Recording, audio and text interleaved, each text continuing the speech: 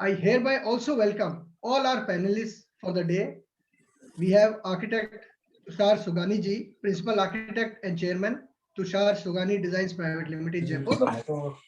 We have engineer Ashu Gupta ji. He is managing partner of Design to Occupancy Services LLP. And engineer Neeraj Khare ji. He is also FIE, Fellow of Institute of Engineers, and he is founder managing director Adi Shakti India and founder partner Sustainable Development Solutions LLP.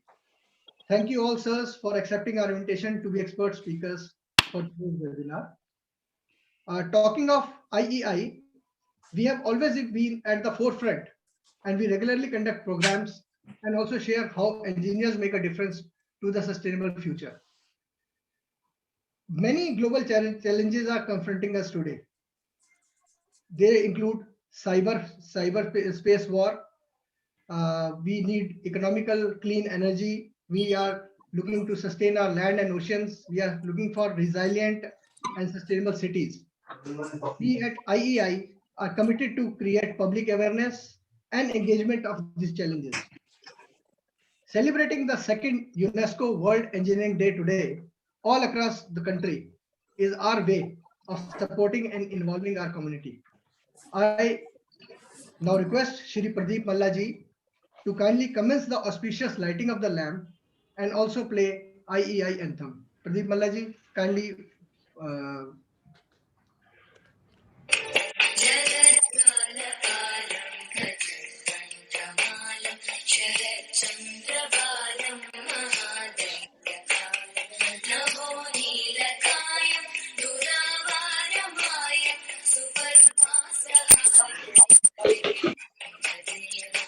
क्या हो गया? चाय बना रहा हूँ। बन गई?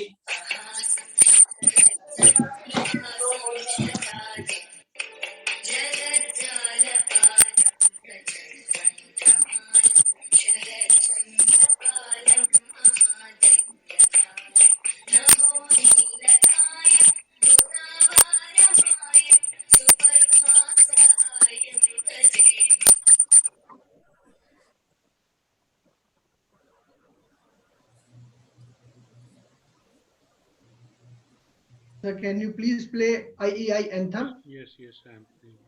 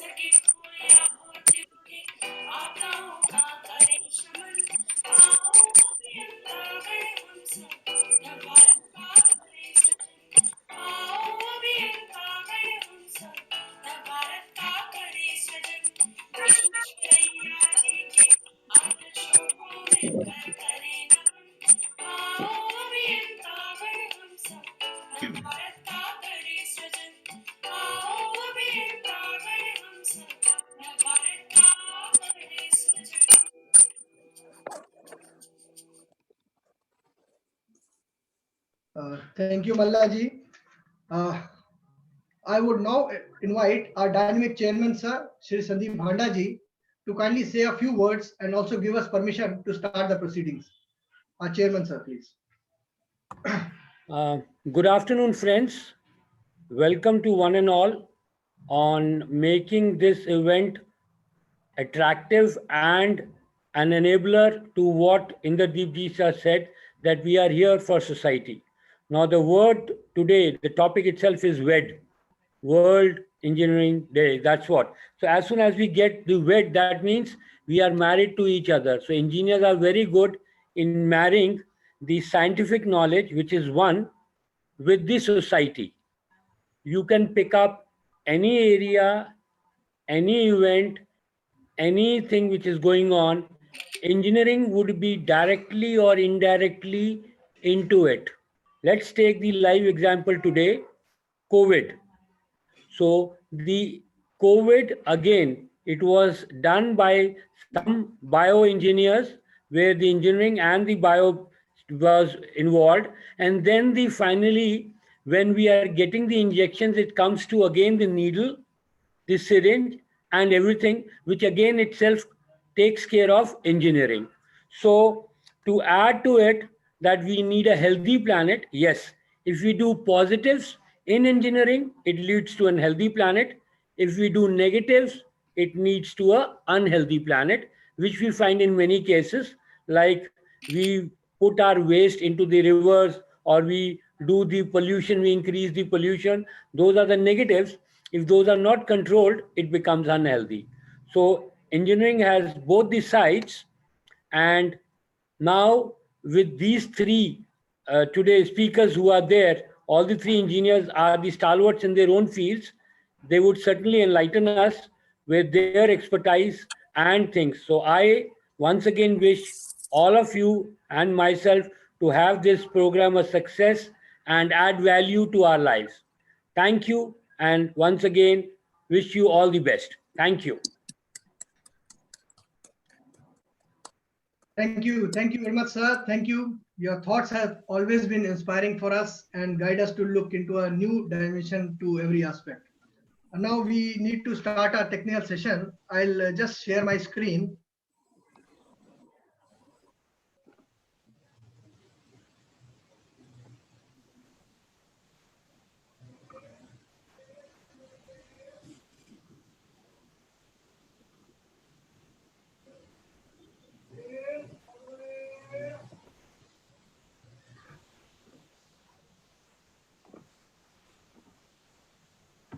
Yes. Now to start our technical session today, I'll just give a small brief on the necessity and significance of today's day. Let's walk through this small video, what we have.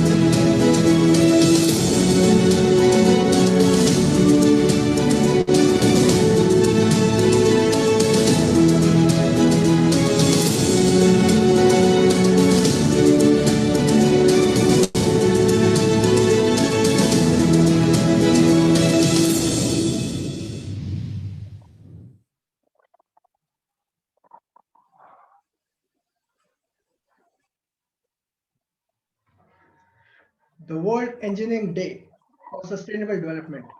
Now, this day was proclaimed by UNESCO at its 40th General Conference in 2019. It is celebrated worldwide from on 4th of March every year since 2020. Now, this day offers an opportunity to highlight engineers and engineering achievements in our modern world and improve public understanding of how engineering and technology are central to modern life and sustainable development. Let's see what are the sustainable development goals. These are the blueprint to achieve better and more sustainable future for all. Now they address the global challenges we face, including poverty, inequality, climate change, environmental degradation, peace, and justice. These sustainable development goals, or global goals as we call it, they are a collection of 17 interlinked global goals designed as a blueprint to achieve a better and more sustainable future for all.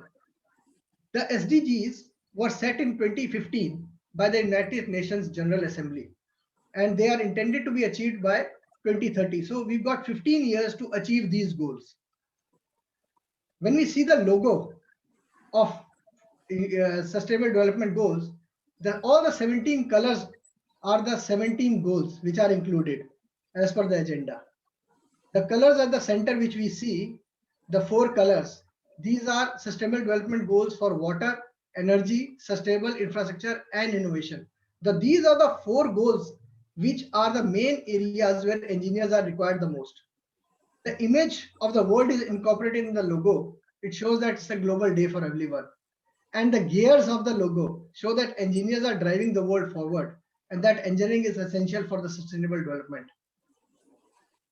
The World Engineering Day 2021, WED 2021, this year has a theme, Engineering for Healthy Planet, celebrating the UNESCO Engineering Report. Now this will focus on celebrating the launch of second report. First report came in 2020. This is the second report. The report is titled Engineering for Sustainable Development, Delivering on the Sustainable Development Goals. We, as engineers and as engineering discipline, we know that we are critical for achieving these development goals. Why? Because engineers and engineering projects are essential for peaceful world, as it is the engineers who will develop and implement technologies and systems that will progress for these goals.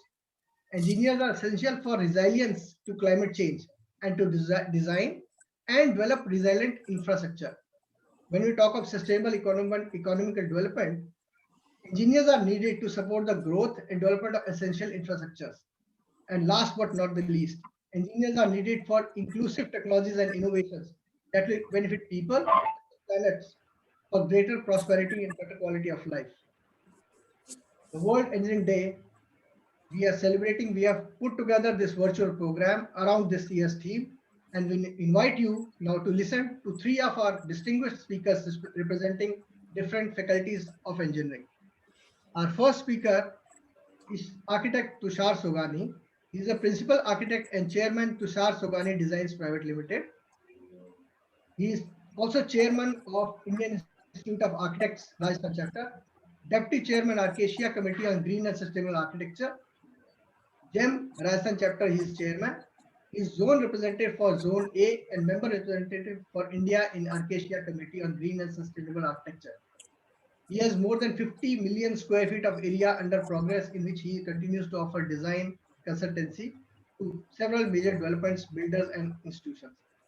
We welcome Architect Sogani ji, and we request you to kindly take over the proceedings from here and enlighten us with your views. Thank you, sir. Thank you, Mr. O'Brien. Am I audible? Yes, yes. Yes, sir, you are audible, please. I'll just share this.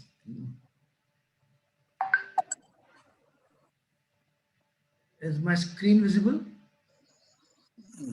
Yes, yes. Okay.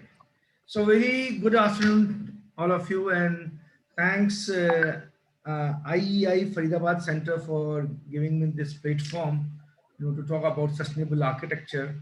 And first of all, I would like to congratulate all the engineers on this auspicious day of World Engineering Day, and I would like to thank the chairman of Faridabad Center, Mr. Sandeep Anda, and Mr. Ubrai again for inviting me to this August gathering. And before I start my presentation, I would just like to, bring into your kind notice that we architects, are very bad in statistics. So I'm not going to, cover my presentation on any statistics, because, you engineers are the flavor for all our designs, and then you add the flavors to it and, make it a very good design. When we perceive or we conceive the project, at a very macro level, you guys with your calculations, with your sizing, with your rating, and you finally make a perfect design. So friends, today my major thrust will be on passive design, because whenever like we discussed amongst our fraternity that what actually the sustainable architecture should be, always, we don't believe in first creating a problem and then solve it. You can always do a green building, always do a building with a good, which can complies to all the rating system, by just erecting a structure and wrapping it with certain glass of a ULU and a lot of pumps, lot of with green pumps, lot of air conditioning. But being an architect, our major thrust that we should try and adopt the passive designs into our basic designs. So I think this is a high time now, when we merely we should think on retaining and reviving, because, this COVID times has taught us a lot of things, when we came to know that uh, we human beings have kind of done a lot of encroachment to the spaces, to the domains which were not actually ours. We have tried to, eaten away the green areas. We have tried to cut the forest, actually that belongs to the other people in the nature. But we human beings have done a lot of injustice. And I think in this COVID times, it was a good learning experience for all of us. And I think it's a high time that we should now talk about sustainability. As Mr. Ubrai said that, UN has come with their SDG Sustainability Development Goals. So I think this is basically a platter which is given to every part of the this globe, that how actually we should think about sustainability. There are certain guidelines which carry the same parameters, and our line of action always becomes different to achieve those. So as we all know that, that principles of the sustainability are basically, categorized into three major heads: environmental, where we need to respect the nature. This is the first and foremost thing. Then, where our site or any sustainable design, it should be appropriately situated. We always need to think about to reduce the pollution and the waste materials. We should contribute to a healthy quality, we should try to reduce the natural hazardous effects, and when it comes to social culture things, we need to protect our cultural landscaping. We need to transfer the construction cultures. We need to enhance creativity. We need to recognize the intangible values, which we always skip. We always talk about tangible benefits, and always talk about the tangible values rather, which are always things in terms of intangible values also. We should always try to encourage, social cohesion, which is very important. And if I talk about the socio-economic heads, we need to support the autonomy. I need to promote the local activities, which is very important. I need to optimize the construction efforts, and I need to extend the building's lifetime. I need to increase the span of the building, and last but not the least, I need to save the resources. So these are the basic principles of sustainability. And the power of design, plays a very important role. To economize the resources, we always get the energy conservation. We talk about water conservation. We talk about metal conservation. And when it comes to human design, we always, try to preserve for the natural conditions. We always think in terms of urban design and site planning. And, design becomes a very challenge to achieve a human comfort. And most importantly, we need to increase the life cycle of a building.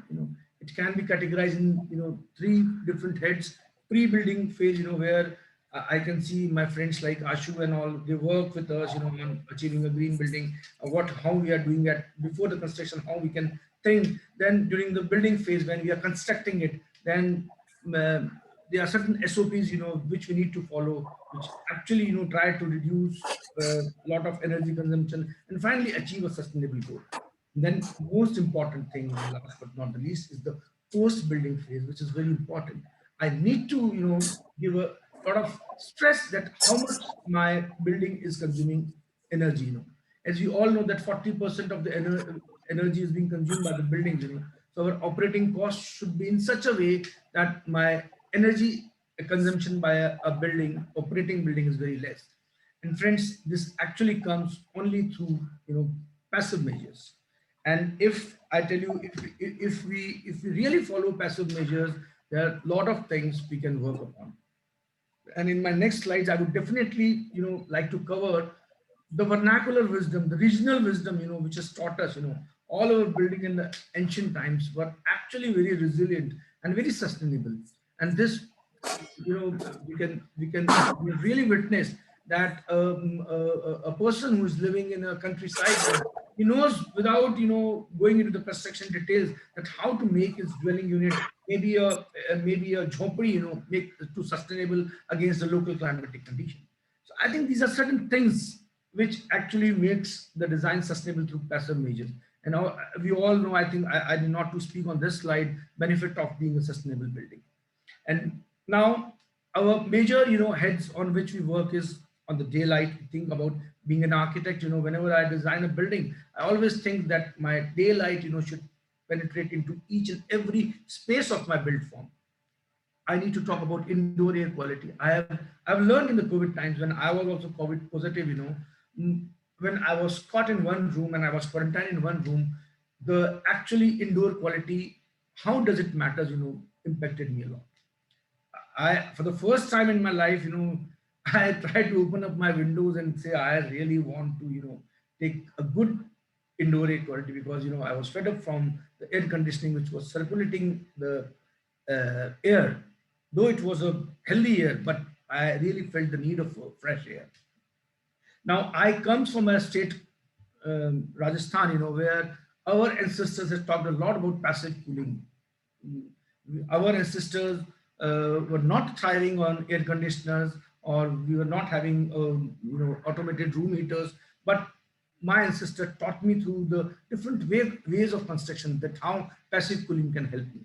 Natural ventilation, sustainable materials, energy efficiency, conservation of site. And I think these are certain general things which we always try to put these factors in our design. Now, friends, let us talk about daylighting. I was just wondering when I used to saw my old buildings that why there was jalis in my this thing, why there were slitter windows, why there were was there any logic? Since there were no architecture schools in those times, there were no engineering colleges in those times, but my ancestors, beautifully, built their build form, and all the buildings were naturally so, it was well lit that I was not in need of any artificial illumination. And that's why, the different type of lighting innovations were not at those times, because people were always, depending on the natural daylight. So I think this is one very important feature, that whenever we being an architect and engineers design a building, we should very holistically think that how much amount of daylighting is entering into my build form. Now, as I mentioned, indoor air quality, it's very important. Many a times we architects find that a vastu was a threat to us.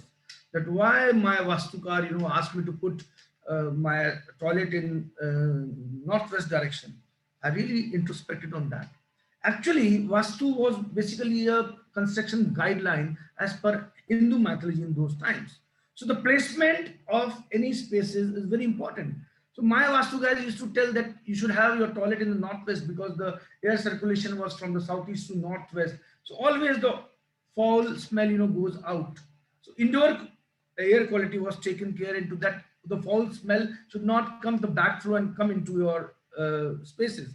So always, if I really need a cool breeze area, I should put my bedroom or put my any spaces where I need a direct good air quality of flow in such place. So indoor air quality, plays a very important role as far as the allocation of that space is concerned while I'm doing planning.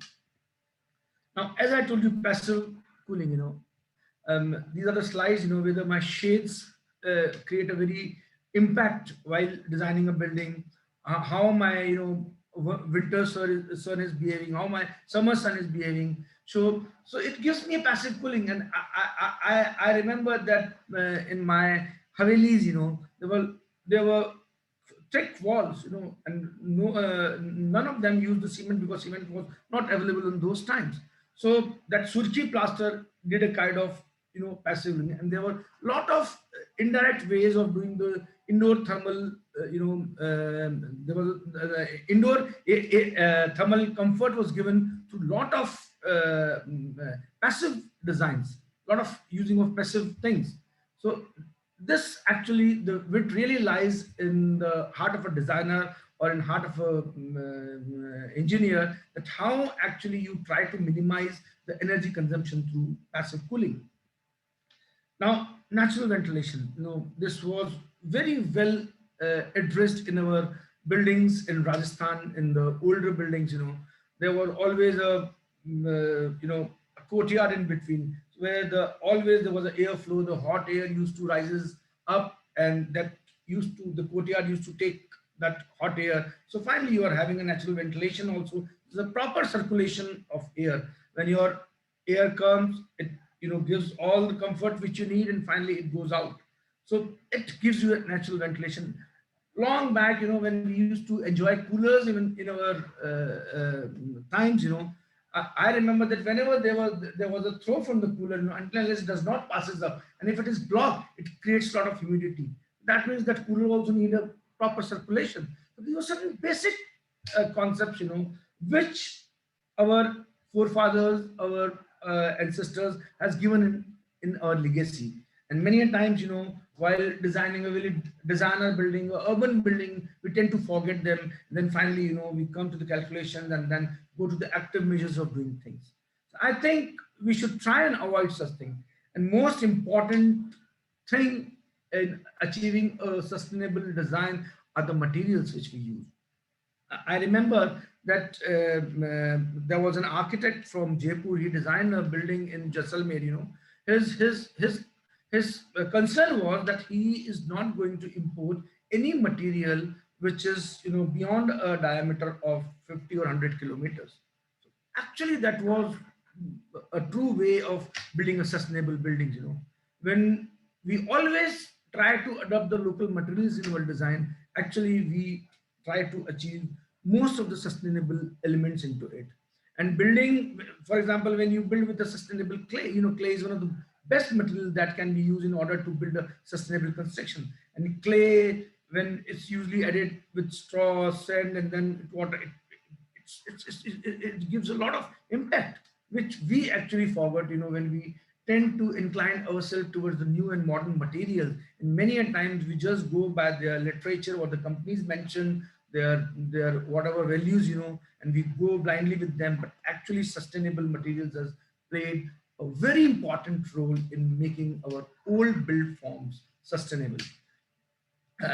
I remember that when we used to do a study of all the walled city buildings, every building was designed in terms of design, and in terms of construction materials, and in terms of the construction techniques, in a very holistic manner. As I told you, there were no architecture schools, there were no engineering colleges, but they did so fantastic, keeping in mind the local climatic conditions, and they were so smart, in making the structure resilient. And as far as the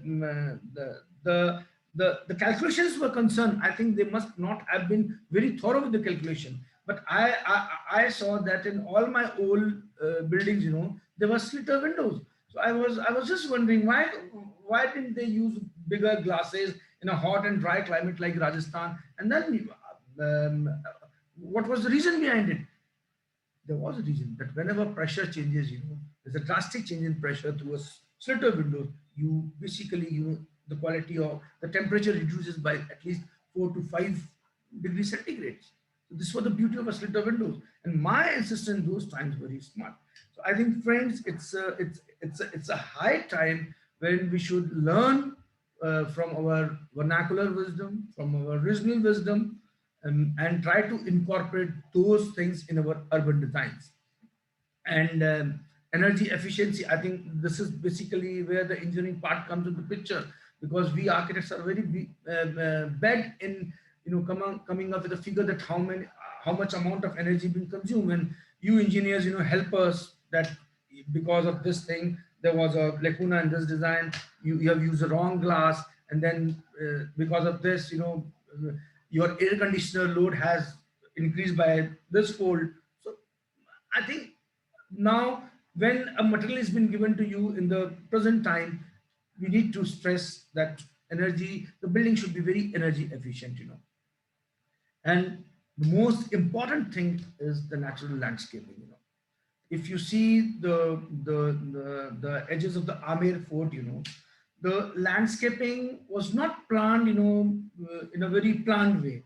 It was not that I will plant these trees over this area. They were actually, self planted landscape elements, came into picture, and which were responding to the geographic condition of that area. And if you see the impact which has on this fort, I think I don't have words to say it. If you go to the fort, you will feel it. This is how my other monument in Rajasthan, has been screened with the natural landscaping. So rather than going in for artificial landscaping, natural landscaping has got an edge over it. And again, I'll tell you that my ancestor didn't learn from any colleges that time. It was by virtue of their experience. And when I talk about the state like Rajasthan, when all of us, are working so hard to conserve the water, even for that matters, a department or a ministry have been formed by the government of India, that is Jal Shakti Mantralaya. So, and my ancestors, the way in which they have treated the rainwater, the way in which they have, made the step well in those times. I remember there was an acacia function in Jaipur, and few of my friends from Singapore, they came to me and say, we want to visit a monument.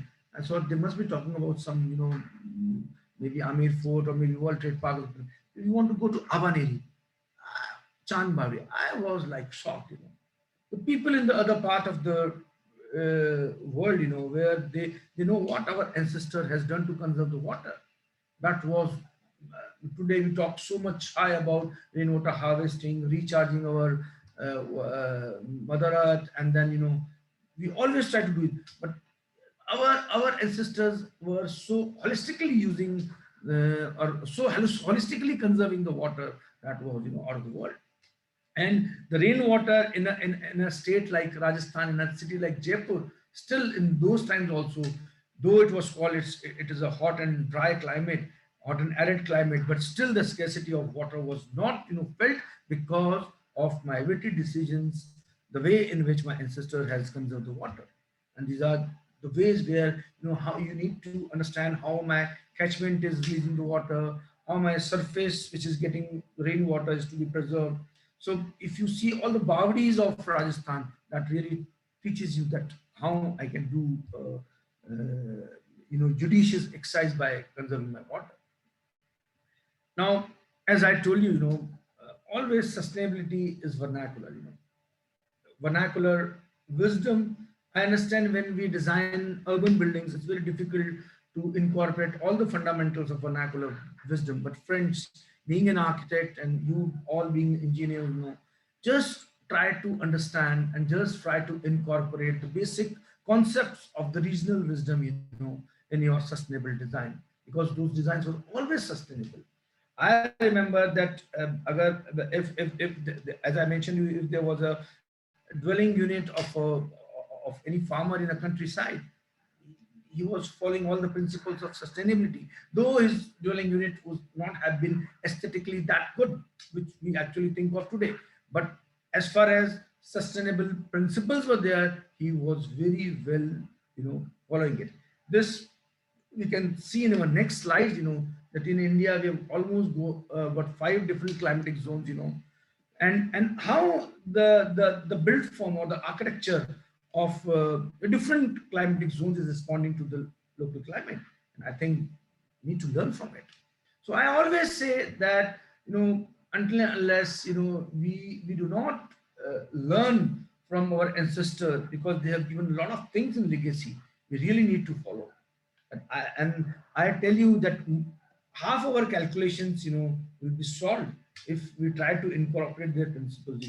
We'll end up, making our lives easy. We'll end up, making our designs more easy. We'll end up, making our sustainability principles more straight. So that is going to add a lot of things to our design. And after that, we can go from whole to part. After adopting those sustainable, those vernacular parameters, we can, kind of give a cosmetic covering to them to make a building more urban. So I think vernacular architecture was always a kind of a catalyst in getting your design sustainable, because they used to talk about the local climatic conditions. They used to think about the local materials and local design principles. If my Zarokas were erected in my city, so they developed a design language also. The beauty of those Zarokas today also is being felt by everyone. They look so beautiful. लोग बाग कहते हैं बहुत सुंदर लगते हैं ज़रूके, because the very proportions of those Zaroka, it was basically giving a solution to the climatic conditions also, plus my ancestors, made a certain aesthetic value out of that also. And I think these all pictures are from my lovely nation, India, where we have got 5 different climatic zones, and every climatic zone has basically, come up with a design language by virtue of not creating a design language, but actually, it was a built form which came when they started developing a solution to the local climatic condition. As I told you, if there were certain pitch reef in some part of the world where the climate was composite, or where a lot of rainfalls are there, so there was a reason behind it. If the people talked about Zarokas, there was a reason behind it. You see a lot of Jali works, in our state. So there was a light, beautiful play of light and shade. Jali say, when you see the sun rays are coming, and when you see the kind of light which we receive, is awesome, mind-boggling. The kind of airflow which I get out of those Jali is, I think I don't have words for that. So every design was very, holistic. Across my mother India's land, every design language was carrying a weight. So just see, Southern India, they have Pishu, they have courtyard planning. Western India, like Rajasthan, Gujarat, Jalis, small openings, Northern India, again pitch roof, because there were rainfalls, there were this thing. Then Eastern India, since they were very rich in bamboo, so they tried to make their dwelling units from bamboo and thatch roofs. So everything was very holistically done in those times.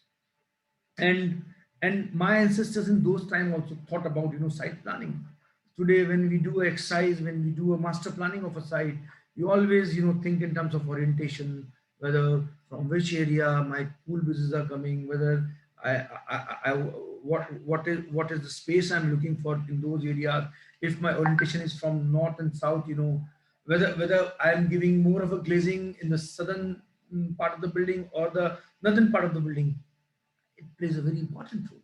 And I think this is being taught in any engineering college or in architecture colleges, that you need to optimize your build form when you are exploiting this on a particular size. It's not that it can be same for all the climatic zones. It can be same for all the demographies. Everything has to be thought of. You should think of locally. how the local conditions are actually, creating impact on them. So if I, being an architect, or anyone being an architect, design such buildings in such fashion where I address to all these issues, and when it comes to you, being an engineer, I think the job will become very easy. I think all my buildings will be green building. And I was just discussing with one of my friends that if we really holistically go through all the MOEF guidelines, if we holistically try to follow all the building bylaws, I assure you, most of our buildings are actually green, because all the bylaws, all the MOEF guidelines have been, framed, or they have been drafted with a lot of thought process, by involving a lot of professionals. But the only thing in a country like India is the problem of compliance. We do not do compliance. So I think if we try to do the compliance of our building bylaws, our MOEF guideline, most of our building is going to be green and sustainable. And these are the certain local design principles which you follow. We were try to, when I'm doing a building in Rajasthan, I should give courtyards, as many courtyards. I should try to give a wall construction which actually enhances my airflow. I should think of evaporative cooling, by passive measures. Evaporative cooling does not come up with the gadgets of symphony, but you can do it by passive ways. And see, my ancestor, when they thought about wind tower in those days, Zalis, which I was mentioning you, everything has got a impact on that. And landscape do a lot of air filtration, that we all know. So even if I go in for any maybe deciduous or maybe any trees, which is which is responding to the species, my landscape create a lot of air filtration. And I think these are certain design generators in Rajasthan, courtyard planning, as I told you, Zarukas, Zalis, thick walls. So it's a high time, where we try to use these design generators, which our forefathers have used in our urban design, and try to make my all built form sustainable and eco-friendly. And I think it's a high time, when we always talk about reduce, reuse, and recycle. Now it's a high time we should give consider the fourth R, that is rethink. Rethink in terms of local conditions, local demography, and be global at local. So this is all from my side. Thank you so very much. Thank you very much, Oberoi. Over to you, Oberoi. Thank you very much, sir. It was a very enlightening presentation. You can stop your screen share. Thank you very much, sir. And your presentation, always the concept which you always bring forward, it is always an eye opener for all of us, and especially for the day when we are celebrating engineering for a healthy planet. We need to understand that the planning which goes into construction has to be immaculate, and there's no other best guideline than our vernacular, our own architecture, which guides us. And we stop going for imitating the Western world, and we should stick to our own culture roots.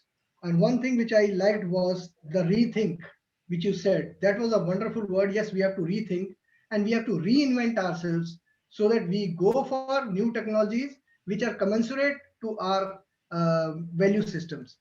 And talking of energy efficiency, it's a wonderful point, sir. And taking this point forward, energy efficiency is a good requirement of today. And now I will invite my next speaker, who would be just a minute, sir.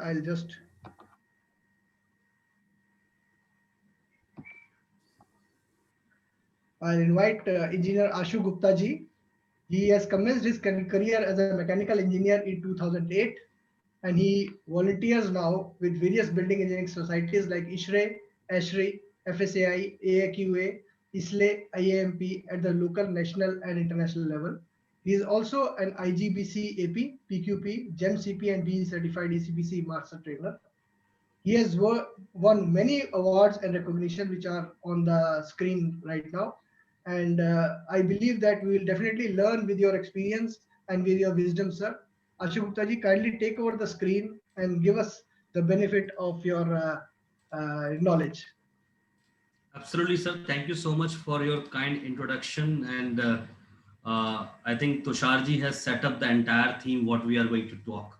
And but the sustainable development before you started. So first of all, thank you so much for Institute of Engineer Faridabad local chapter for inviting me, and the special token of appreciation I got yesterday at my house. So thank you so much for arranging that. So today, Engineers Day, when we talk about World Engineering Day for the Sustainable Development. This is not a one day actually. This should be our habit. The sustainable development should be our habit. And I want to train you that as an engineer, as a civil engineer, especially as an architect, because architect Tusharji has very well explained why the vernacular architectural, which is a need of the hour. Because if we don't with the sustainable development, we will not be able to actually survive our future. So how the UN nations is talking about the 17 UN goals, and one goal is the climate change we are talking about. We have seen the 2 weeks ago in the Uttarakhand, the glaciers was melting. And this is happening around the globe. The water level will be very high. So there are several issues we will face after this COVID-19. And the biggest issue is the climate change. And climate change, we can fight with that with the help of sustainable development. So sustainable development we'll talk about. So I'm going to explain you about the energy conservation building code also, which is the new for the engineer sometime, which is directly linked with the sustainable development. Whenever you design any building, that should be followed by ECBC code, and it is a ministry code. It is a ministerial code which is mandatory now in the 15 states in India. So this is something several engineers are coming forward to certified consultant from this code, because the Bureau of Energy Efficiency is working toward the direction. So I will explain that. So this is of course my profile already explained who am I and my so now to talk about why it is the requirement of the sustainable development. The India, always we see that we are a very fortunate country, that we have so many peoples in our world, but that is sometimes the fortunate part, also the unfortunate part also. Because we are a population of 1.38 billion people in country, and it is increasing day by day, and every person need resources. The resources, when we talk about the Jal, Vayu, Agni, Prithvi, Akash, these are the natural resources which every person require every day, and we have limited sources. We have a limited sources. Our population is growing. How will we able to survive? And that is something that India is facing, the energy insecurity. We are not, energy security issues are coming up high. The prices of the oil and the diesel or the gases are going very high. The reason we are dependent on the other countries to get the oil, to get the natural gas. We don't have enough production for our country, and our population is increasing. So this is something we have to go. The sustainable construction, we are making when we talk about the concrete building, like Tusharji has explained very well. Earlier, the building, like you come to Rajasthan, you go to Punjab or Haryana, you will see the different kind of building. But now these days, we are making a man-made jungles everywhere. The forest land is converting into the man-made jungles, which we call the concrete building. But how this will be impact to our development and to our health also. So this is just want to highlight how the energy, 1 kWh of electricity is produced. Generally, they produce the 0.94 kg of the carbon emission. You can understand now better way. 1 kWh. The India has a demand of 186 gigawatt right now is going on, and you can understand daily how many electricity consumption happen in India and how much carbon emission we do. And we are a growing country, we are a developing country. So this is estimated that maximum energy, the carbon emission will happen in India by the 2040. The maximum demand of energy will happen in India, because India is growing, the population is growing. This is the carbon dioxide emission. Still we are very less as compared to, but our consumption since last 10 years, the 1.96 tons per capita is the carbon emission what we do in India. And this is a very good picture for the different countries what they are doing. But when we talk about the per capita, but our population is so high that some number is coming less.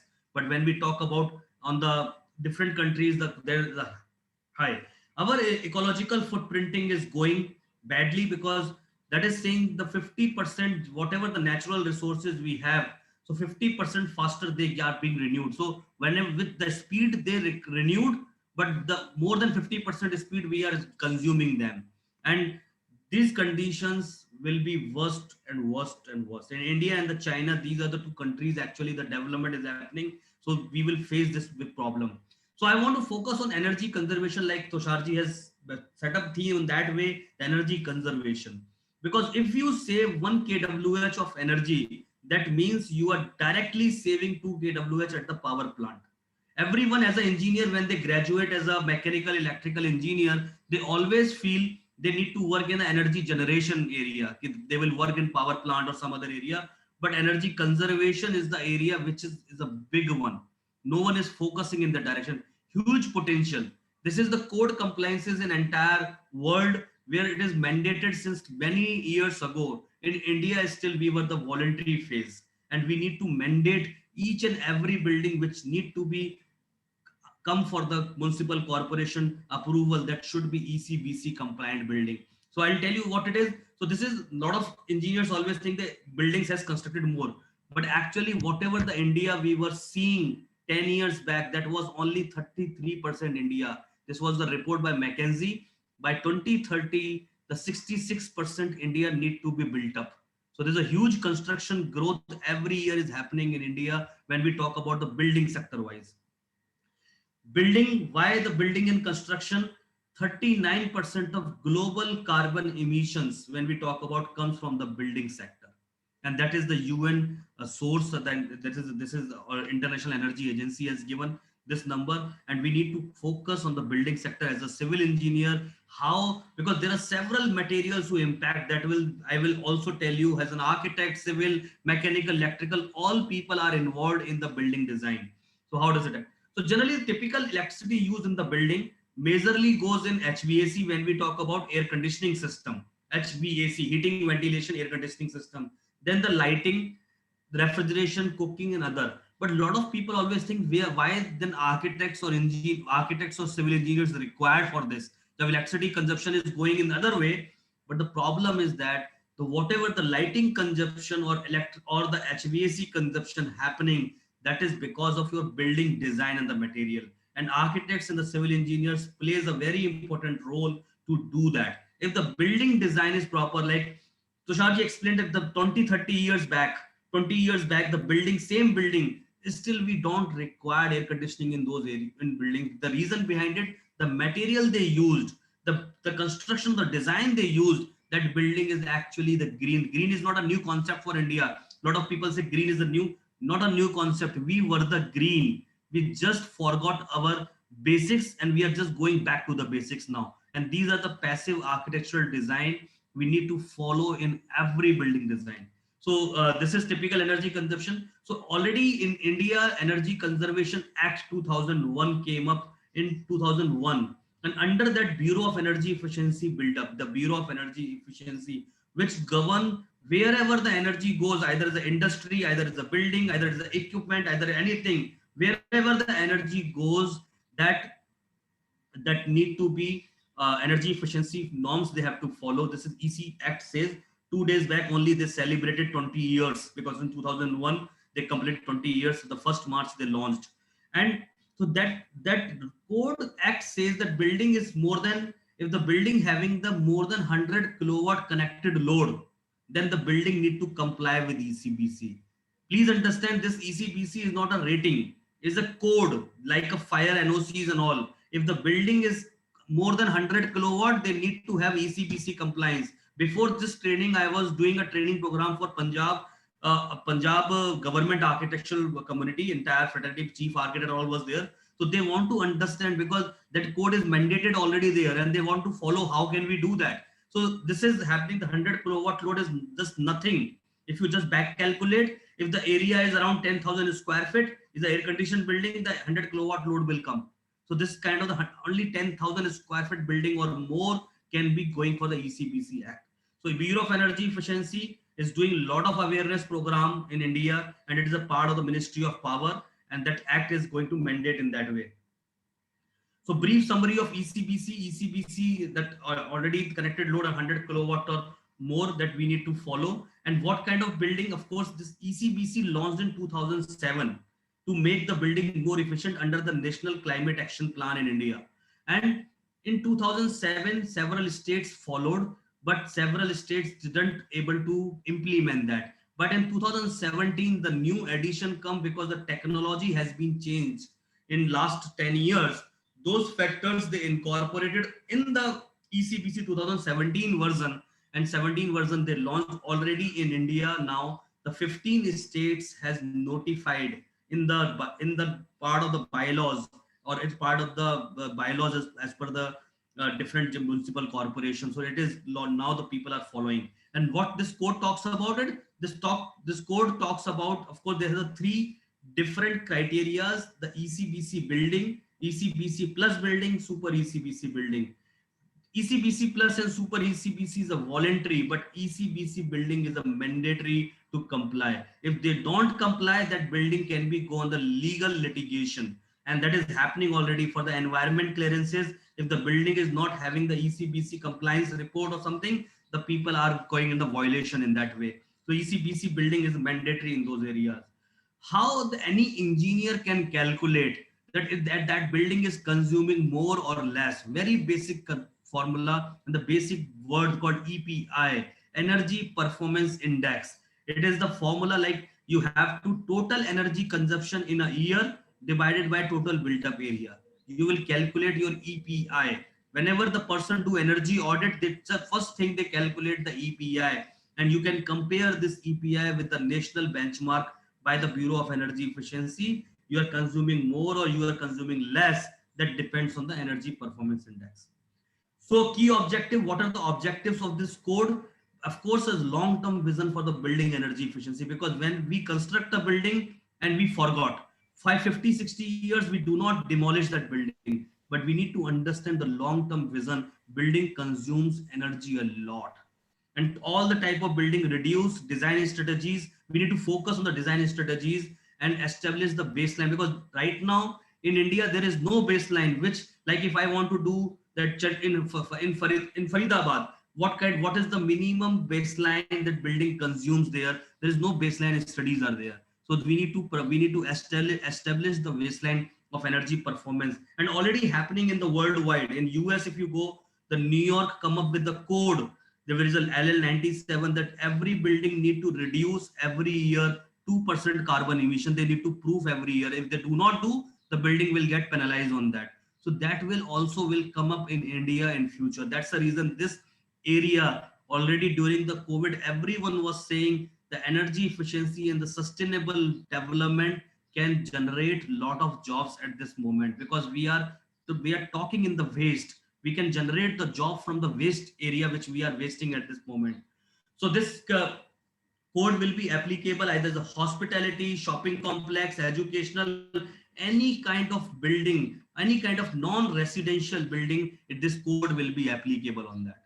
So there's a huge scope, huge potential. In every city you can find how many construction happening, more than 10,000 square feet building. Like in Rajasthan, in several cities that kind of construction is happening. So in Haryana especially, I want to highlight because Haryana is already mandated, and so I will explain that which states are mandated. But this is already, Sharji explained, 5 climate zones in India, and we need to make the building as per the climate. We don't need to make the building as per the US climate or the UK climate. Our client goes to Manhattan in New York, they see some building and they make the same building in Punjab or same building in Faridabad. We should not promote that. We need to understand the climate responsive building, and that's the architect and engineers play a very important role to in the building design. This is kind of the comparison the engineers has done. What is the typical building or the ECBC building consumer? That is highlighted. The ECBC average minimum 20% savings come from the conventional building in operational. If you just just follow the ECBC. Or if you are following the super ECBC, that super ECBC can be a 40% or 46% efficient as compared to the normal baseline. So because India is moving towards the carbon neutrality, and the carbon neutrality or the net zero building, now these days building are designing whatever they consume, they generate their own through the open access or renewable energy. This is a concept is going on. A lot of people are making the net zero or net positive building also. Major component in ECBC: building envelope, HVAC, lighting and control, electrical and renewable energy system. And that's the reason not only the mechanical engineer, electrical engineers, architects, civil engineers, instrumentation engineers, all are required, because the building envelope is the major subject of architect and civil engineer. What kind of material we should use, what kind of the thickness we should use, what are the new materials coming up for the sustainable development. This is the requirement in building envelope component in ECBC. And they have the requirement because a lot of softwares coming up now these days. Earlier, of course, we were using the CAD software, but is now moving forward. The entire construction is going on virtual reality, on the augmented reality, and we need to focus that how can we make our digital twin of the building. This is something is happening. So ECBC building envelope talk about the wall, roof, window wall ratio. HVAC talks about the lighting, air quality of inside the building.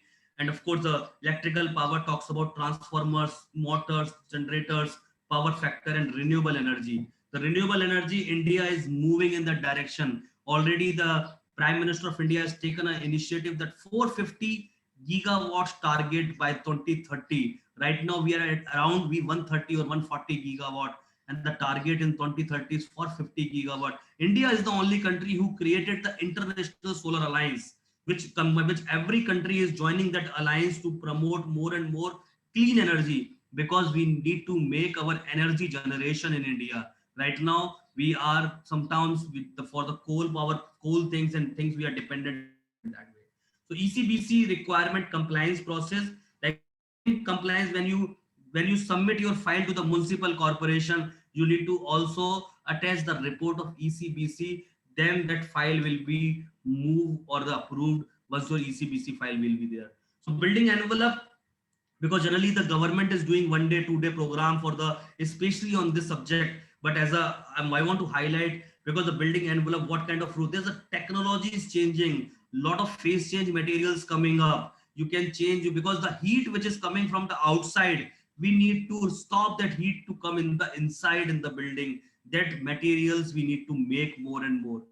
Development is required. Lot of new technologies are coming up, and of course with the recycled product what we can use, with the roof, wall, window, foundation, this all related to the building envelope, because of this only we require air conditioning. If the building envelope is properly designed, sometimes we don't require air conditioning in the building. So this is the building envelope is a part, fenestration, opaque, building ceiling and all. This is a video I'm skipping right now, but now these days a lot of people doing the construction with the air gap, and they're putting an insulation in that. So I'm just skipping because of time, limitation of time. But this is the values of are available in the ECBC guide, that which we can follow in the different climate zone. It should not be same everywhere. We need to follow that what kind of building I'm making, and what should be the minimum maximum U value I can follow in as per the ECBC guideline. This is for the wall, window, same thing. And glass, sometimes the people make an entire glass building. We are just following the glass building because we have seen in Manhattan. Don't be glass is required. I never denied that glass is not required, but it is some limitation on the window wall ratio. And ECBC says the maximum allowable window wall ratio is 40%. The building cannot go more than that. If they are going with that way, they have to follow the building simulation method for doing compliance with the ECBC. But 40%, because we should not make the 100% glazing building in that way, because it gives how can we compare the earlier the 100 brick with the 1000 or the 500 stone brick we were making the wall, and now we are making the 6 layer of the glass. We cannot compare those things. So this is the same thing for the skylight. So the window wall ratio is the window area divided by the window wall plus wall area. Similarly, the skylight roof ratio is the skylight area divided by skylight plus roof area.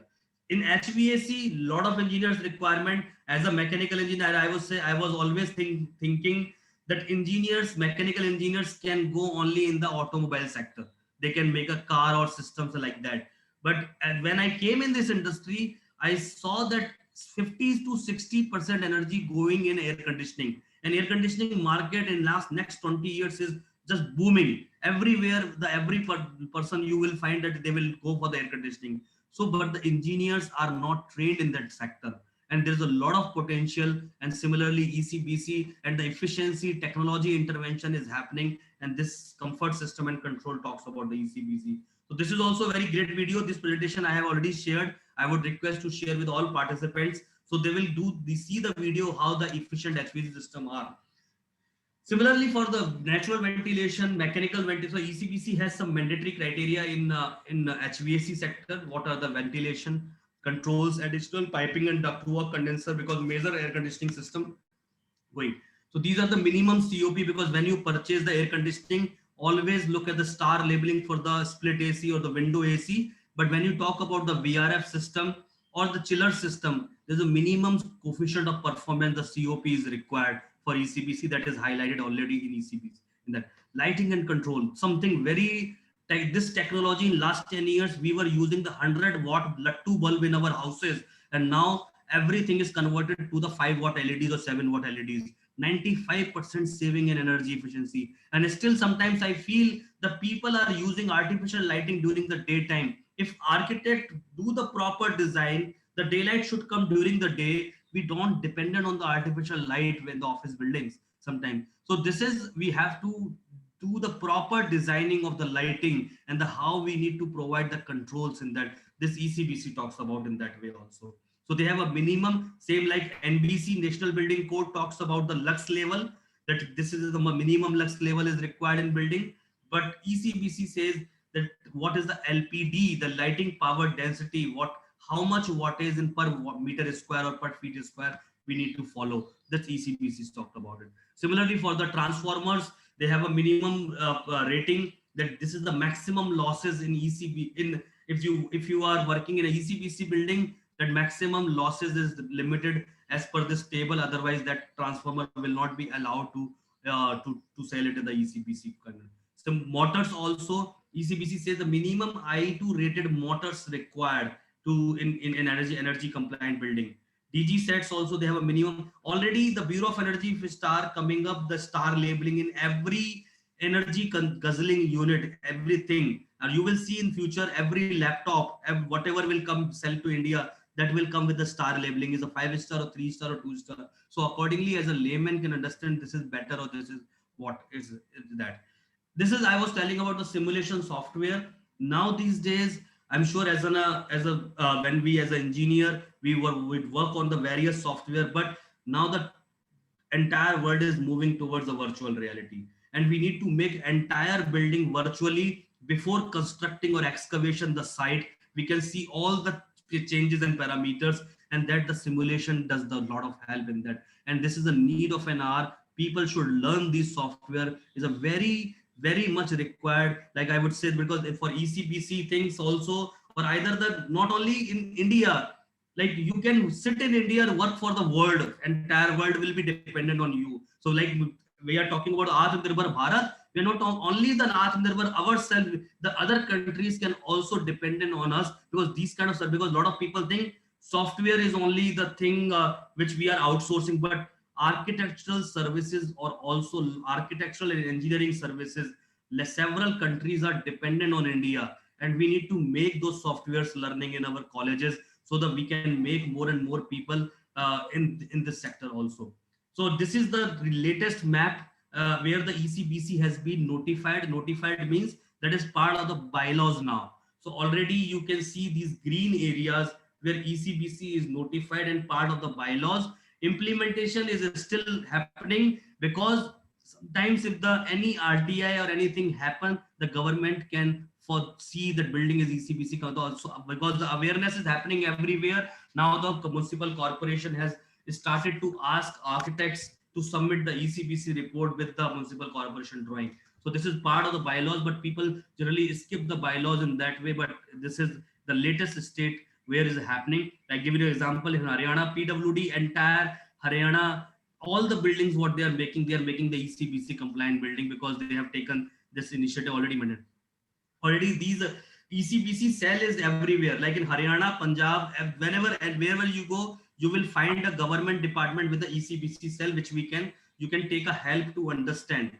So this was the thing. I think that is I want to cover in some sort of time. But whenever you want the detailed presentation, several state is doing a funded program because the free of cost training is government is doing because people want to train maximum engineers and architects should get the knowledge so they can become a consultant. Very soon there is an exam coming up, ECBC third party assessor, that whenever the Bureau of Energy Efficiency launch this exam, try to clear that because you can become your state third party evaluator for that. Any architect, any engineer will be able to write that exam. So thank you so much. And I would, again, thanks to IIE to inviting me again and at this platform. And you can join me on LinkedIn if need any question. I will be happy to take after the session. Thank you. Thank you. Thank you very much, Ashuji, for your eye-opening presentation. And yes, you have rightly said that we have been working as energy producers, but we need to work as energy conservers. And that's the most important keynote which I could get from your presentation. And yes, the software and the training which you are talking about, I think we can deliberate in our members ourselves, and we might have some kind of a separate session wherein we can learn more about ECBC and let the people get benefit out of it. And talking about the electrical appliances and also transformers and all, I have my next speaker because we are short of time, and I thank you for adhering to a time limit and really fast pacing your presentation. I now would like to invite our next speaker. I'll have his profile on the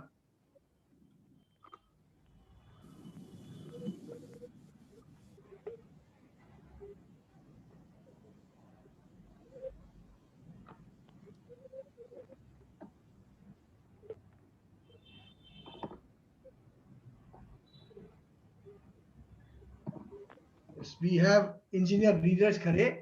He is also fellow of Institution of Engineers, and he's graduate electrical engineer and he's a founder managing director of Adish Katyai India New Delhi, which is an organization which provides training consultancy in power and distribution transformers, solar energy efficiency, and plants and machinery. He's also founder partner of Sustainable Development Solutions New Delhi, and they provide green building rating certification, environment management, waste management, architectural consultancy, and he was former GM with BSE Rajdhani Power Limited. So I think we will have a fruitful session with him also. Engineer Khareji, I'll run your presentation now. Could you just give me a moment?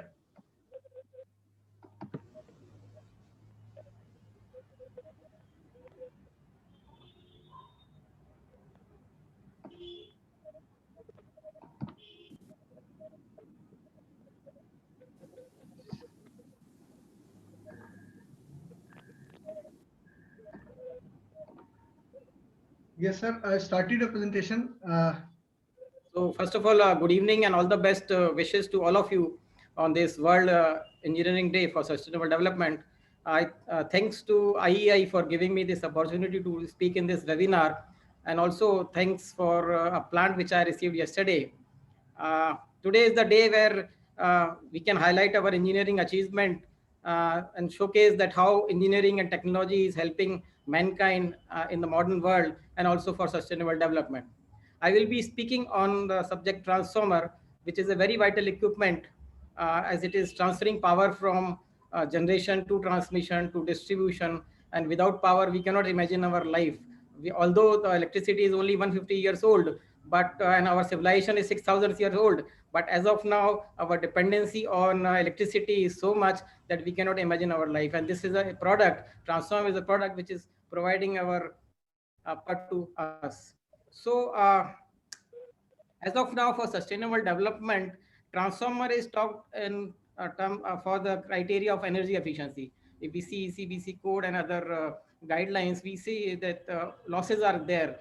how much loss should be there. But there are many other requirements from transformers for sustainable habitat, which we will see through this presentation. So let me first read the definition. What is sustainable habitat? It is an ecosystem that produces food and shelter for the people and other organisms without resource depletion, and in such a way that no external waste is produced. So our habitat, we all know that our habitat was evolved naturally, but with the passage of time, with the progress of mankind, it has been destroyed a lot, and now we need of the hour is sustainable development, that is meeting the needs of present without compromising the ability of future generation to meet their own needs. Next.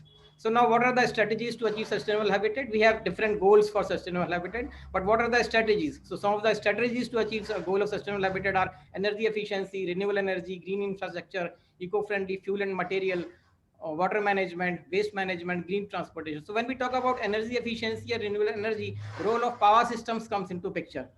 And we all know that power system comprises of generation, transmission, and distribution. And the 2030 Sustainable Development Agenda poses a unique and critical challenge to energy sector: how to scale access to clean energy to power sustainable economic development for a growing population while simultaneously decarbonizing global energy supply. So next. So now when we talk about power system, we all know that it consists of generation, transmission, and distribution. And how it happens is we have as of now, we have a generation at 11 kV or 22 kV. We have transmission, different transmission voltage from 66 kV to 765 kV. We have different set of distribution voltages from 33 kV, 11 kV. So which is the equipment who is doing all these voltage changes? It is a transformer. It is a transformer which is transferring electric power from generation, transmission, and distribution to the end user at the voltage level, which makes it a very vital equipment. Now we next. Now if we see proximity of transformer to human settlement, we can see that in case of this chain, in complete chain, distribution transformers is very close to human settlement, be it residential, commercial, or industrial. We can see them very near to our residential colonies. We can see them in the multi-story buildings, residential or commercial or industrial. We can see them in the campuses and premises of the commercial and residential houses, and even grid substations of 66 kV and 33 kV have human settlement around them. Next. Now let us see what is the present state of transformer. As of now, most commonly used transformers are mineral oil filled. But mineral oil filled transformers have some disadvantages. What are the disadvantages? They are accident and fire prone if operation and maintenance is not as per standard. I'm saying if operation and maintenance is not as per standard. Oil spillage during handling or due to leakages contaminates Mother Earth. Mineral oil is not biodegradable. Mineral oil filled transformer emit CO2. Next. Oil leakages and spillages most common sight in substation having oil filled transformers because of pure maintenance. Distribution transformer failure due to low oil level because of the leakage is very common. Every day one mineral oil filled transformer catches fire, and consequences of catching fire are very severe, resulting into destruction of the transformer and potentially other assets, environment pollution, and loss of human life also sometimes. Next. Now let us see these are some of the pictures of oil leakages. Oil is leaking from bushings. Oil is leaking from this top cover gaskets and other flange joints. Next, this is the oil leakage from radiator valve. Oil is getting leaked from radiator tubes. Next, these are some of the pictures which nobody wants to see: a power transformer catching fire. Next, these are the pictures of distribution transformer catching fire. The first picture is a very renowned case. Previous slide, this first picture is a case of Rajasthan some 2-3 years back, where a lot of people died because the oil busted and the oil was spilled over the marriage procession going below it. So it takes up 14-15 life of 14-15 people. Next.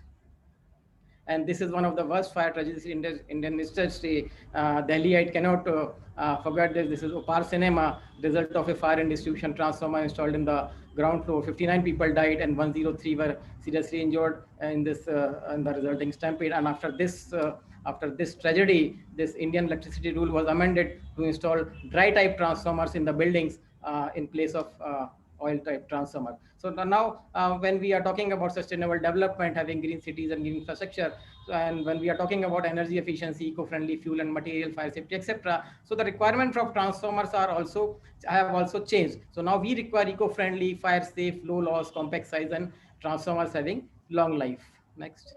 So now what are the eco-friendly developments for transformers as of now we are having? We have dry type transformers, we have synthetic and natural ester fluid, we have amorphous core, we have thermally upgraded craft paper, we have epoxy plugging time bushings, we have resin impregnated paper condenser bushing, we have star rated fluid filled transformers. So let us see one by one what are these. In short, we will see what are these developments. So as the name dry type transformer, it means there is no oil in this transformer, and these are available in two types: cast resin type, which is available in ratings of 25 kVA to 12.5 MVA, and then is the other type of dry type transformer, which is vacuum pressure impregnated, which is available in the ratings of 5 kVA to 30 MVA. So we can see that these dry type transformers are available for distribution range of transformers. So what has been changed here is from A class insulation and 105 degrees centigrade of hotspot temperature withstand capacity of transformer as of now, the class is changed to FNH with withstand capacity of 155 degrees centigrade and 180 degrees centigrade, and the insulation is changed. Insulation from the craft paper is changed to epoxy or polyester resin, which is a fire safe material,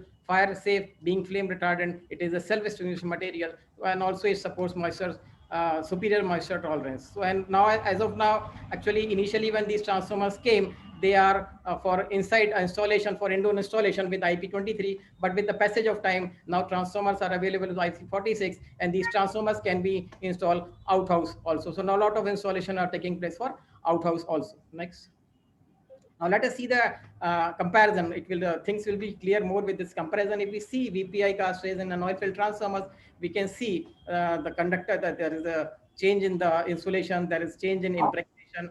As far as hygroscopic is concerned, oil filled transformers are very hygroscopic. They have affinity to capture moisture, and the insulation degrades very fast. And when we talk about insulation class, the insulation class and temperature withstand capacity is very high of VPI and cast resin type transformers as compared to oil filled transformers. And repair is possible. Repair is possible for oil filled transformers also. And when we talk about emission of toxic gases, so in VPI there is no emission of toxic gases, and whereas in oil filled transformers there is emission of toxic gases. And there is maintenance point of view also. Oil filled transformers requires a lot of maintenance, whereas in dry type transformers very less maintenance required, and preferage also there is no preferage. So advantage of dry type transformer, if we see in summarized form, so there is no oil leakage and spillage issues. So that means it will not contaminate Mother Earth. There is no emission of CO2. It will not pollute environment, and it is free from fire hazard. So it is a very fire safe transformer, and technically it is non-hygroscopic, and there is no impact of chemical environment on these transformers. Maintenance cost is very negligible because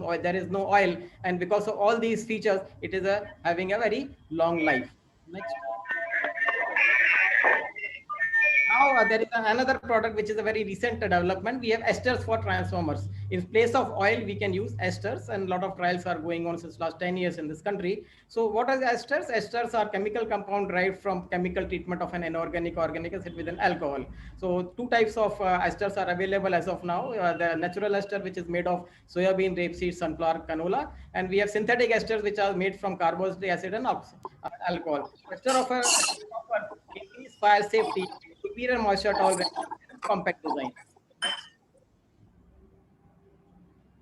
So now if we see the comparison, picture will be more clear. So let us see the fire point. The fire point of mineral oil is only 160 degrees centigrade, whereas of synthetic ester it is almost double, and for natural ester it is more than double. And when we talk about biodegradability, mineral oil is not biodegradable, whereas both the esters are biodegradable. When we talk about moisture saturation limit of both synthetic and natural is very, very high than mineral oil. And as far as emission of toxic gases is concerned, natural esters emit very less toxic gases. Cellulose aging is concerned, cellulose aging is very, very slow, which makes which enhances life. And we can have a compact transformer design with natural and synthetic esters. So we can have a smaller transformers for our metro cities where there is a huge crunch of space. And as far as overloading is concerned, this natural esters and synthetic esters can be overloaded more as compared to mineral oil. So these are some salient features. And as of now in India, if we see this 40 MVA 66 kV synthetic ester filled transformer is running since last 5 years at DMRC in Delhi only. And then highest rating of synthetic ester filled transformer of manufacturing is 315 MVA, 400 kV at ABB for PGCIL, Power Grid Corporation of India Limited. Highest rating of natural ester field transformers in operation in India is 20 MVA, 132 kV at Apollo Tyre, Chittoor, Andhra Pradesh since last 2 years. And highest rating of natural ester transformer under manufacturing is 100 MVA, 220 kV at Atlanta Transformers at GETCO. So a lot of power transformers, and a lot of all across the country, lot of utilities are using these esters for a very high rating of transformers. So when we see the advantage of ester fluid, it is biodegradable, it is having higher fire point, it is having less emission of toxic gases, it is having higher thermal conductivity, it is having higher temperature stability, because of which we can have a smaller footprint of transformer. It is having higher moisture saturation limit. It is slow, its insulation aging is very slow. We can have a compact transformer, and overall we can have a transformer with a long life by using esters. And there is a third product, amorphous core. So we all know that when the transformer is energized, there is losses, no load losses and load losses. And when we talk about no load losses, they are irrespective of whether load is present or not. They are the constant losses. Once you energize the transformer, this no load losses starts occurring. And this no load loss occurs in transformer core. And as of now, we use CRGO steel, and mostly commonly used transformer core is CRGO. And the lamination of this CRGO cannot be cut less than 0.23 mm. So what we get in this amorphous core, this amorphous metal can be cut into thin films of thickness 0.025. So 1/10 of the thickness is reduced. And what is this amorphous metal? It is an alloy of iron with boron, silicon, and phosphorus in the form of thin foils, rapidly cooled. From this is the chemical process how we get the amorphous core. So as of now, transformers up to 400 kV are available in India, and very soon we will be having transformers up to 1500 kVA. Next. So what are the advantages of amorphous core over CRGO core? No load losses are 1/3. This is one of the very important criteria when we talk about energy efficiency. So no load losses are reduced by 67%. And because of this, the losses are reduced by 67%. We have lesser temperature rise, and because of the lesser temperature rise, we have lesser fire risk as well as lesser reduction, lesser emission of CO2. And very soon we will be having these transformers becoming popular when we will go for 4 and 5 star rated transformers. As of now, 3-star rated transformer getting manufactured, but when we will go for 4 and 5 star, this core will be getting used. And a combination of amorphous core along with esters and transformers are very popular in Europe, because it is giving them very advantageous situations. There is another product, thermally abraded kraft paper. As of now, in transformers, mineral oil filled transformers, we use kraft paper, which is having a maximum hotspot temperature with sun capacity 105 degrees centigrade. And what happens is, in the picture we can see the conductors are covered with kraft paper. So it degrades with oxidation, hydrolysis, and pyrolysis. So what has been done is a level of nitrogen is increased in the paper. Nitrogen replaces the oxygen, and because of the increase in nitrogen in the paper, next slide, it increases its it decreases its aging.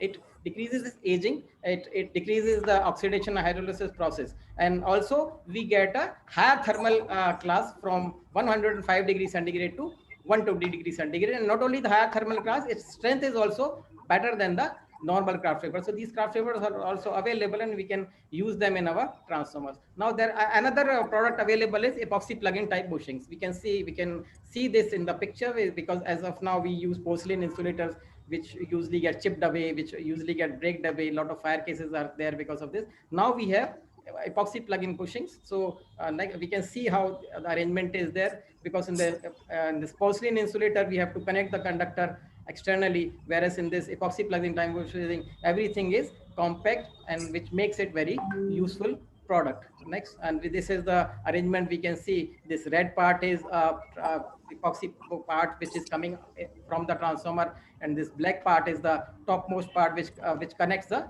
cable to the transformer terminal. And if you have multiple cables, then this comes in the arrangement where we can have lot of things coupled to each other. Next. What are the advantages of epoxy plug-in type bushings? We have this available up to 33 kV class, and it reduces the risk of fire. It eliminates the oil leakage. It is mechanically rigid design and no need oil supervision. It is free from problem like cracks, chipping, losing of glaze. It is free from oil leakages, from breakage, and more resolution strength than porcelain. Next. And in power transformers, bushing failure is the major problem of power transformers, because as of now, OIPs are issued, oil impregnated bushings are issued, and it is the number one case of transformer fire also. But now we have RIP bushings, which is resin impregnated paper. It is not having oil, and from porcelain we have glass fiber tubes, so it makes it a fire safe bushings. Next. So if we see the advantages, insulation class, it is better than the OIP bushings from class A to it is class E.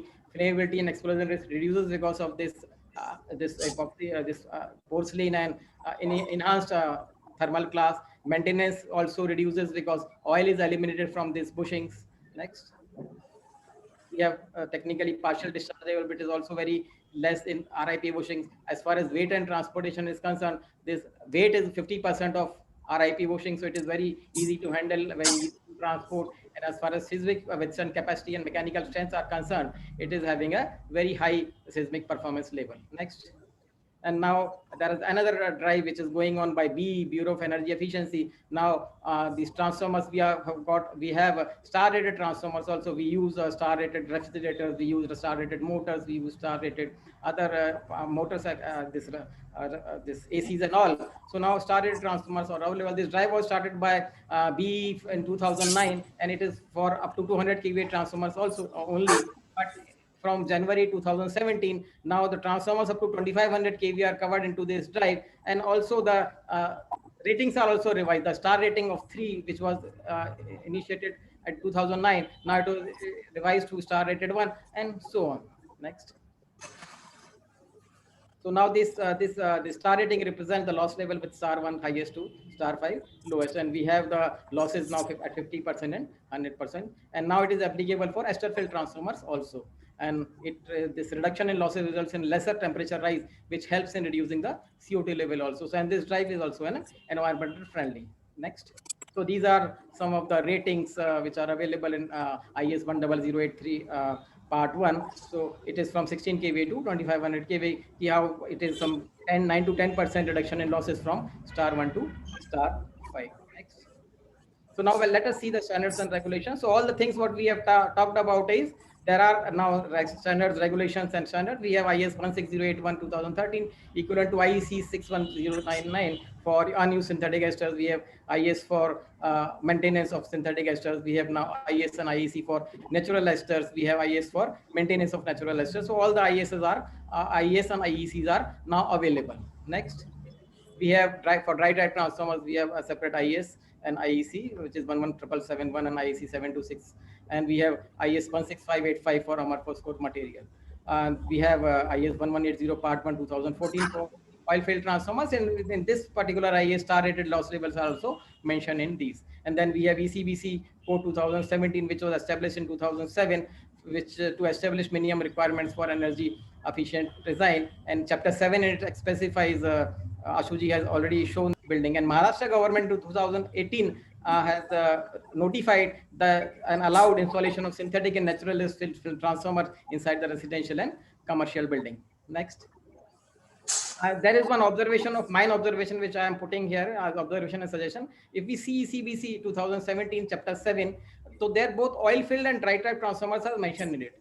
But now as we are talking about sustainable development, and when we know that oil field transformers are having some disadvantages, so I think the oil field transformer should be replaced with ester field transformers, and dry type transformer should be remain as it is. And when we see the losses with the table we have seen Ashuji has shown us, if we see the losses requirement in ECBC, ECBC plus and super ECBC. So as of now, ECBC category is not using the star rated transformers. So at least star 1 rated transformer should be incorporated, and the star rating of ECBC plus and ECBC super, which is 1 and 2, should be enhanced to 2 and 3. So it will help in enhancing safety, eco-friendliness, and energy saving. Next. So we can conclude that mineral oil field transformers are fire prone and not eco-friendly. We have seen that how dry type transformers, ester field, amorphous core, along with other fire accessories and materials offer fire safety and eco-friendliness. For sustainable habitat, we should use transformers which are eco-friendly and fire safe. Until the mineral oil field transformers are not replaced, phased out, their operation and maintenance should be as per standard practices with use of fire safe accessories and materials. Because of the short time, I have just finished it in very fast just a brief knowledge, and I have started with the definition of sustainable habitat. So I want to end with my presentation with what Sir David Attenborough has said. The truth is the natural world is changing and we are totally dependent on that world. It provides our food, water and air. It is the most precious thing we have and we need to defend it. Thank you very much for inviting me once again. Thank you very much for inviting me. And thank you once again, IEI. It's over to you, Indrajit Singh. Thank you very much, sir. Thank you for a wonderful presentation which you made to us, sir. And yes, what's important is that we need to respect our natural habitat, and we have to understand that this natural habitat is not a gift to us, but it is our requirement for the day. And as we close now, I will just enumerate the purpose of this webinar. The basic purpose was to recognize the important work that engineers need to do. We need to address the climate change. We have to develop technology for carbon-free economy. We also need to ensure, as an engineers, that we provide more sustainable, more cleaner, and smarter living areas. And we need to certain that we have to provide safe, clean water, sanitation, affordable, and reliable energy.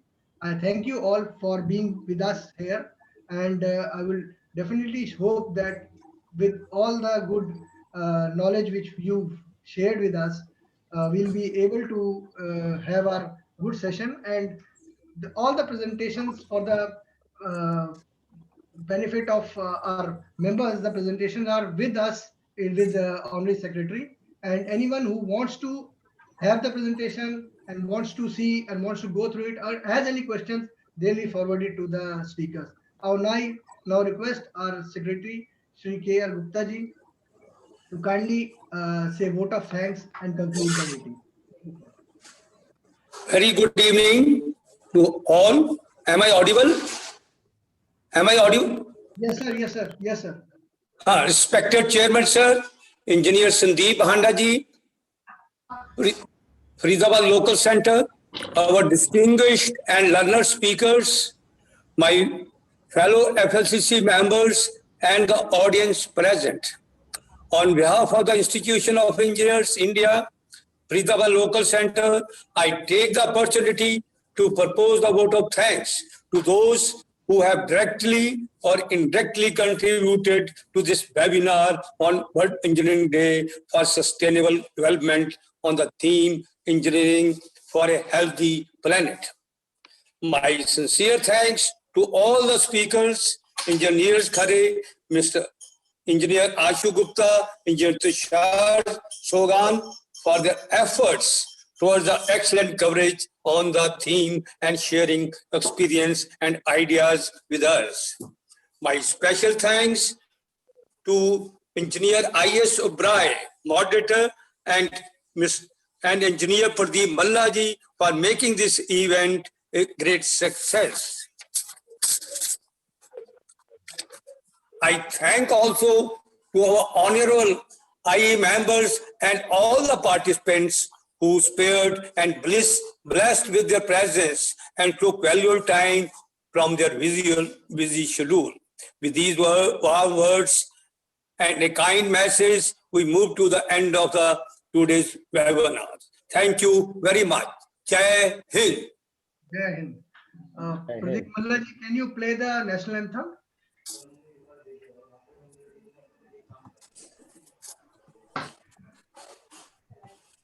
Jana Gana मन अधिनायक जय हे भारत भाग्य विधाता पंजाब सिंध गुजरात मराठा द्राविड़ उत्कल बंगा विंध्य हिमाचल यमुना गंगा उच्चल जलधि तरंगा तव शुभ नामे जागे तव शुभ आशीष मांगे गाहे तव जय गाथा जन गण मंगलदायक जय हे भारत भाग्य विधाता जय हे जय हे जय हे जय जय जय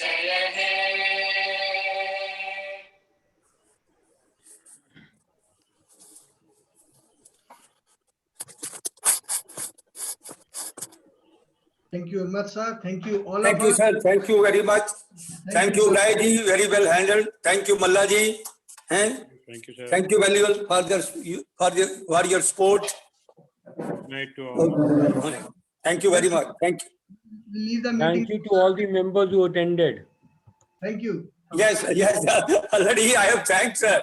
Thank. You had Very respected members. Sagal ji was there throughout, you know.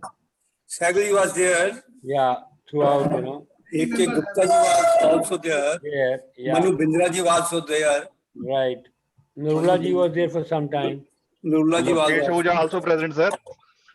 Anji sir, you are Pankaj- Lovekesh was with love, lovely love, L. Thanks a lot, sir. And one more Pankaj thing. ji. Pankaj Lovekesh ji. चाय वाली कहानी आ गई थी बीच में.